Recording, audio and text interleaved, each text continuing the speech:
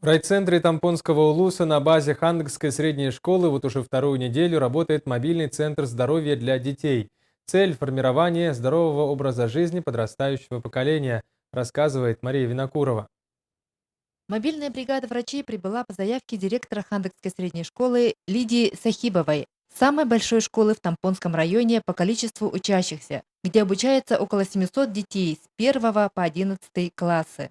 Врачи на месте проводят первичную диагностику на специализированном медицинском оборудовании для раннего выявления функциональных отклонений и предупреждения развития заболеваний. 652 ребенка учатся здесь, да, это вот на 10 дней работы, да, это много. Потому что мы, как вот я говорила, да, работаем очень много аппаратов. Через эти аппараты провести, конечно, время уходит, да. На одного ребенка в среднем уходит где-то полчаса. Но мы постараемся максимально охватить больший процент детей. В ходе работы врачами мобильного центра здоровья на основании результатов тестирования на аппаратно-программном комплексе и обследования на установленном оборудовании была дана оценка наиболее вероятных факторов риска, функциональных и адаптивных резервов организма школьников с учетом возрастных особенностей, прогноз состояния здоровья. У меня проверяли кровь. Ну, мне не больно было.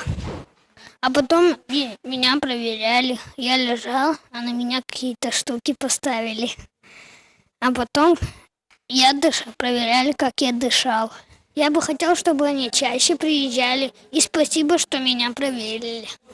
Представители мобильного центра здоровья остались довольны приемом коллектива Хандыкской школы, ведь для их продуктивной деятельности были созданы все условия и горячее питание, и комфортное проживание. По итогам двухнедельной работы в школе врачами подготовлена детальная справка о состоянии здоровья учащихся, что станет практической помощью для работы участковых педиатров. Мария Винокурова, Джолстан Толстяков, НВК Саха, Хандыга.